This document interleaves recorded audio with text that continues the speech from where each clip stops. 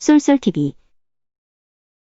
반갑습니다. 국민건축가 이현우입니다. 오늘은 부동산 쪽 얘기를 좀 해볼게요.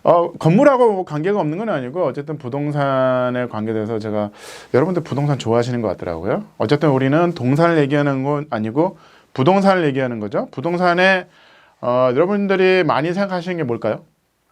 아파트겠죠? 아파트 아닌가요? 아파트? 근데 재밌는 얘기를 할게요. 아파트보다 더 좋은 상품이 있습니다. 에이? 아파트보다 더 좋은 상품이 있어? 잘 보세요. 예를 들어서 용산을 말씀드릴게요. 용산에 다양한 시설이 있죠. 업무 시설도 있고 아파트도 있고 다세대, 다가구, 단독주택, 오피스텔이 있어요. 여기서 아파트보다 좋은 상품이 뭘까요? 뭐죠? 단독주택입니다. 아니 단독주택. 아니 세상에 지금 용산 한복판에 무슨 단독주택을 말씀하시는 거예요. 용산 한복판에 맨 땅은 없습니다. 맨 땅은 없는 거죠. 어떤 건축물이 있는 거잖아요.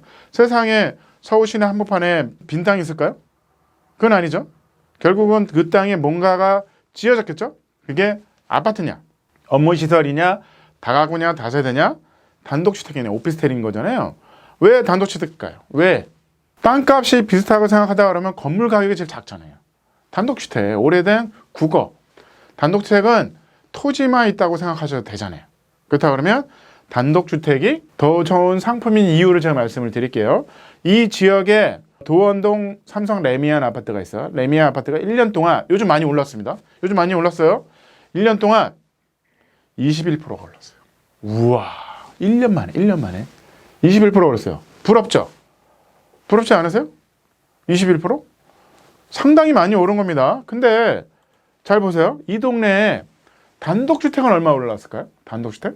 예를 들어서 1년 전에 24평이 6억 2천이었어요. 6억 2천이 지금은 시세가 2,500이죠? 지금은 시세가 얼마일까요? 3,500. 그럼 몇 프로죠?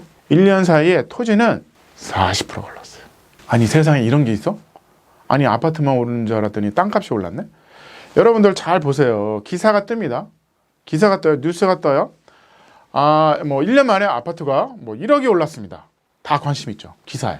뉴스나 신문이나 인터넷이나 아파트 가격이 올랐습니다. 모든 사람이 관심 있어요. 근데 땅값이 올랐습니다. 누가 관심 있을까요? 관심이 없어요. 그 기사를 아무도 읽을 사람이 없기 때문에 여러분들이 접할 수 있는 정보는 아파트 가격이 올랐다라는 정보밖에 없는 거예요. 그래서 여러분들 이 시장을 모르는 겁니다. 하지만 현장을 한번 확인해 보세요. 확인해 보시면 땅값이 오른 거예요. 아파트 가격이 오른 게 아니라 땅값이 오른 겁니다. 땅값이 올라서 아파트 가격이 오르는 겁니다. 왜냐하면 원가가 오르는 거잖아요. 땅 가격이 올랐으니까 새로 지은 아파트의 원가가 오릅니다. 그 땅값이 오르니까 옛날 아파트보다는 현 아파트의 분양가가 높아지는 거예요. 그러니까 비싸질 수밖에 없는 거예요. 시간이 가면 갈수록 비싸질 수밖에 없는 겁니다. 그래프를 보세요. 그래프를 보시면 1년 동안 지금 시세가 오른 표거든요. 한국감정에서 나온 건데 아파트 가격은 월마다 0.05, 0.29, 0.12 이런 식으로 변화가 있습니다. 이렇게 굴곡이 있는 거예요. 0.55니까 우와 되게 많이 올랐지만 그 다음 달에는 0.29, 그 다음 달은 0.12밖에 안 오르는 거예요. 그러니까 평균을 했을 때 꾸준히 오르긴 하지만 그렇게 많이 오르는 게 아니라 이렇게 아파트라는 거는 오르락내리락이 있어요. 근데 잘 보세요. 그 밑에가 단독주택입니다. 단독주택에 오른 비율이 있는 거죠. 비율이 있는 거 보시면 0.37, 0.38, 0.38 꾸준히 올라요. 근데 재밌는 게 뭔지 각도가 다릅니다. 단독주택 이 토지 거래가 훨씬 기울기가 급해요. 그러니까 가격 상승률이 높은 겁니다. 그럴 수밖에 없는 거예요. 왜 그럴까요? 왜 단독주택이 아파트보다 도시에서 모든 건축물에 비해서 단독주택이 많이 오를까요? 왜 그럴까요? 이거 되게 상식적인 겁니다. 수요 공급인 거예요. 우리 동네에 다가구가 막 지어지고 있어. 그럼 어떻게 될까요?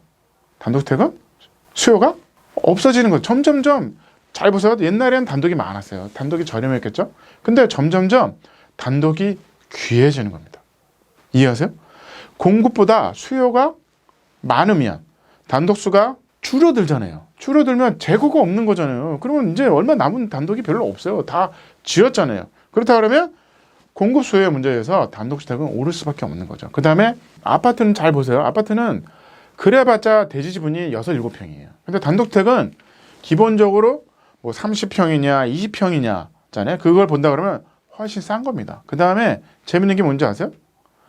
단독주택은 정책과 상관이 없습니다. 모든 부동산 정책이라는 거는 아파트에 집중돼 있어요. 공시가도 아파트는 공시가 올리기 좋습니다. 근데 단독주택은 여러분들 어렵습니다. 왜냐하면 옆집은 비싸게 진 집인지 알아. 근데 우리 옆집은 또 저렴하게 지어. 그러니까 그런 게 너무 편차가 심해요. 그러니까 공시가가 어느 기준을 맞추기가 너무 어렵습니다.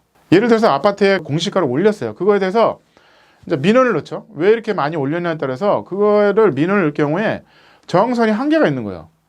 아니, 네 집만 왜 이렇게 싸냐. 전체적으로 비싸졌잖아요. 이거에 평균 내기가 너무 쉬운 거야. 근데 단독주택은 공시가를 올려도 내가 민원을 넣으면 조정이 됩니다. 왜냐면 너무 어려워요. 그 집의 그 가격이 과연 그게 공시가가 3억이냐. 잣대를 하기가 너무 어려운 거예요.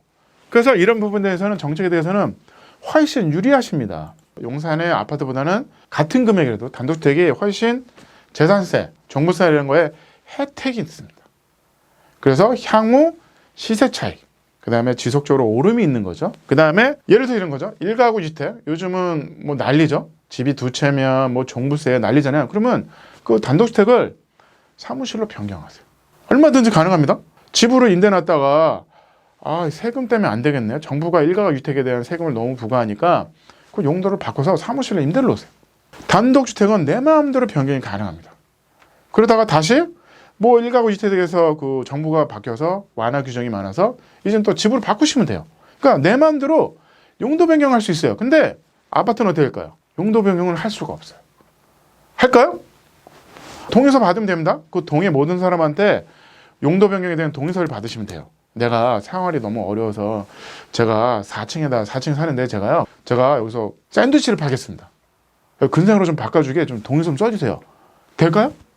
그 동의 다 허가를 받는 거죠. 공유주택이잖아요. 공유 건물이잖아요. 여기 마음대로 바꿀 수가 없는 거예요. 그래서 용도 변경이 안 되는 거잖아요. 용도 변경에 의해서 대출도 어려워지는 거고, 단독은 용도 변경하고 리모델링하고, 미래에는 뭐가 될까요? 그 단독주택이 미래 요즘 강의할 때 핫한 이슈가 뭘까요? 꼬마 빌딩이 되는 겁니다. 필요하시면 언젠가는 꼬마 빌딩을 지을 수 있는 거잖아요. 그거에 대한 원 소스입니다. 아파트보다 더 좋은 상품이 뭘까요? 단독주택에 이제 관심을 가지시고, 지나가다가 뭐 산책하든 지나가다가 보면 단독주택이 하나 있어. 거기에 관심을 가지셔야 되는 거죠. 여보, 저걸 사서 지금 1가구 주택에 걸리니까 그 우선 용도 변경해서 사무실 임대를 놓고 나중에 10년 뒤에 꼬마 빌딩을 짓자. 땅값이 생각보다 많이 오릅니다. 재테크의 수단이요. 오늘 재테크 시간입니다. 아파트보다 더 좋은 상품이요. 단독주택. 이제부터 주의 있게 보세요. 감사합니다.